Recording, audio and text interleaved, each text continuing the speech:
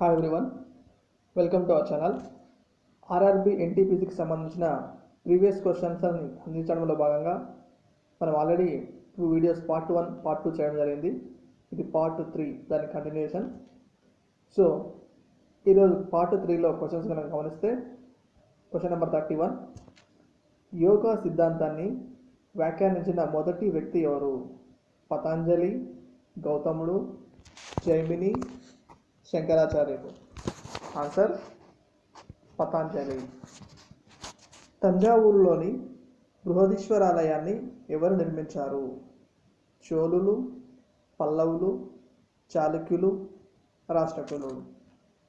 So తంజావూరులోని బృహదీశ్వరాలయాన్ని నిర్మించింది చోళులు.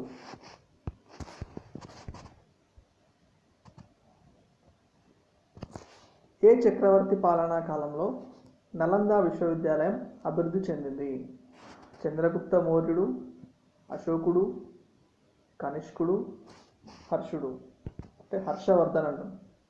So answer హర్షుడు. భారత రాజ్యాంగ కమిటీకి క్రింది వారిలో ఎవరు రాజ్యాంగ సలహాదారునిగా పనిచేశారు? Doctor BN Rao, doctor BR Ambedkar, KM Munshi, MC Setalvad. So ఇక్కడ కేఎం మున్షి, ఎంసి సెతల్వాడ్ వీళ్ళు డ్రాఫ్టింగ్ కమిటీలో సభ్యులుగా ఉంటారు. అలాగే బిఆర్ అంబేద్కర్ డ్రాఫ్టింగ్ కమిటీకి అధ్యక్షులుగా ఉంటారు. సో ఇక్కడ సలహాదారులుగా ఉన్నది మాత్రం బిఎన్ రావు. ఇలానే చిత్తు రాజ్యాంగం లేదా నమూనా రాజ్యాంగం యొక్క రూపశిల్పి అని చెప్తాం, బిఎన్ రావు.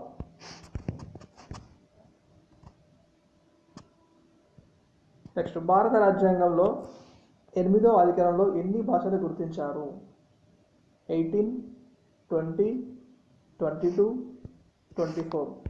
సో భారత రాజ్యాంగంలో 8వ షెడ్యూల్లో గుర్తించిన భాషలు 22. ఆన్సర్ 3.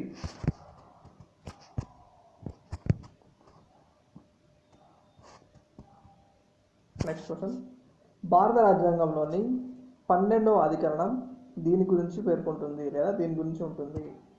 పంచాయతీ ఎన్నికలకు సంబంధించిన అవకాశాల గురించి, ఏ విషయాలపై మున్సిపాలిటీలకు అధికారం ఉండొచ్చో చెప్పేది, రాష్ట్ర ఆర్థిక సంఘాన్ని ఏర్పరిచేందుకు అవసరమైన సూచనలు, 73వ సవరణ బిల్లు చేర్చిన విషయం గురించి.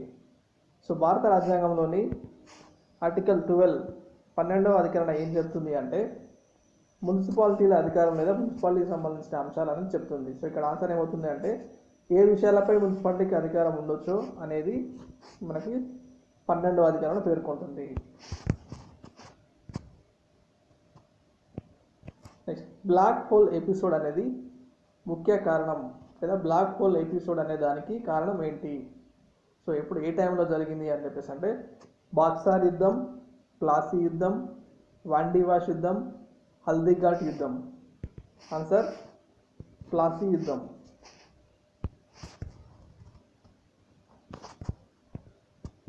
భారతదేశంలో అడుగుపెట్టిన మొట్టమొదటి యూరోపియన్లు ఎవరు? బ్రిటిష్ వాళ్ళు, డచ్ వాళ్ళు, ఫ్రెంచ్ వాళ్ళు, పోర్చుగీస్ వాళ్ళు. సో మనకు భారతదేశానికి వచ్చిన యూరోపియన్ల యొక్క ఆర్డర్ అనేది గుర్తుంటే, సో మొదటగా భారతదేశానికి వచ్చిన యూరోపియన్లు ఎవరంటే పోర్చుగీస్ వాళ్ళు. వాళ్ళ తర్వాత డచ్, ఫ్రెంచ్, బ్రిటిష్ వాళ్ళు రావడం జరుగుతుంది. Answer Portuguese. భారతదేశానికి చెందిన నెమలి సింహాసనాన్ని, కోహినూర్ వజ్రాన్ని ఎవరు దొంగిలించుకుపోయారు? Ahmad Shah Abdali, Mohammad Ghori, Nadir Shah, Robert Clive. So ఎవరు దొంగిలించుకుపోయారు అంటే Nadir Shah. Answer 3.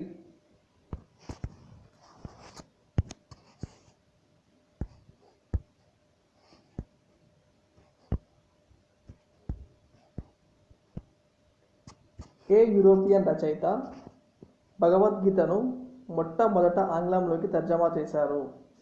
William Jones, Charles Wilkins, James Prinsep, sir Alexander Cunningham. ఇక్కడ మొట్టమొదటగా ఆంగ్లంలోకి భగవద్గీతని ఆంగ్లంలోకి తర్జమా చేసినటువంటి వ్యక్తి చార్లెస్ విల్కిన్స్. ఆన్సర్ 2. శనిగ్రహ వలయాలను ఎవరు కనుగొన్నారు?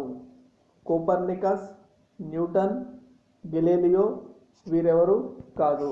ఇక్కడ వీరెవరు, న్యూటన్ అనేది ఈయన గమన సూత్రాలకు ప్రసిద్ధి, న్యూటన్ గమన నియమాలు.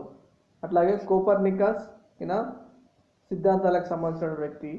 అట్లాగే సో ఇక్కడ శని గ్రహాలు అంటే గెలీలియో అవుతుంది ఆన్సర్, గెలీలియో. ఉర్సా మైనర్ అంటే ఏమిటి?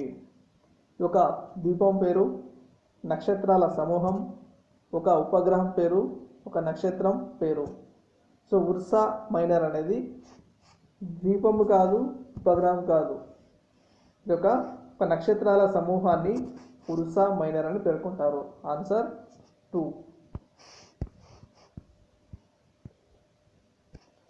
ఆస్టరాయిడ్ గమన మార్గము ఏ ఏ గ్రహాల మధ్య నుండి వెళ్తుంది?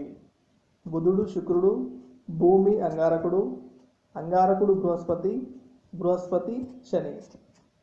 సో ఆస్టరాయిడ్ యొక్క గమన మార్గం ఏ గ్రహాల మధ్య వెళ్తుంది అంటే అంగారకుడు బృహస్పతి. ఆన్సర్ 3. భూమి లోపల పొరలో ఈ క్రింది వాటిలో ఏ ఖనిజం అత్యధిక శాతంలో నిల్వ ఉంటుంది? Silicon, oxygen, carbon, calcium. So భూమి లోపల పొరలో అంటే భూమిలో ఏముంటుంది మనకు? ఇసుక, మట్టి. సో ఇక్కడ సిలికా అనేది ఇసుకలో ఒక భాగం కాబట్టి భూమి లోపల పొరల్లో అధికంగా ఉండేది సిలికాన్. ఆప్షన్ 1.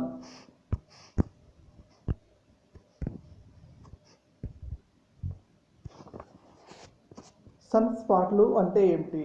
భూమి మీద చలికాలపు వాతావరణం కానరాని ప్రదేశాలు, సూర్యుని మీద ఎడారి లాంటి ప్రదేశాలు, సూర్యుని మీద ఉండే నల్లని మచ్చ లాంటి, ఇక్కడ చల్లగా ఉంటుంది, సూర్యుని మీద ఉండే నల్లని మచ్చలు, వీటి వల్ల ఉష్ణోగ్రత 4000 కెల్విన్స్ వరకు ఉంటుంది.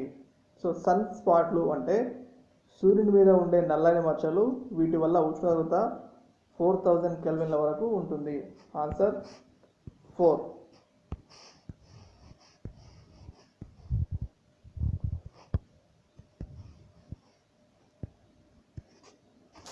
గత ఐసీసీ క్రికెట్ కప్లకు సంబంధించిన ఈ విషయాల్ని జతపరచండి. అంటే గతంలో జరిగినటువంటి ఐసీసీ క్రికెట్ కప్స్ ఎక్కడెక్కడ ఏ సంవత్సరంలో ఏ ప్రదేశాల్లో ఏ దేశాలు అనేవి ఐసీసీ క్రికెట్ వరల్డ్ కప్ నిర్వహించాయి అని ఇవ్వడం జరిగింది.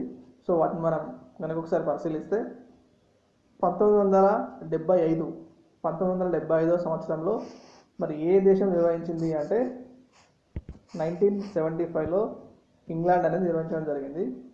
అట్లాగే 1987లో ఇండియా మరియు పాకిస్తాన్ సంయుక్తంగా నిర్వహించాయి.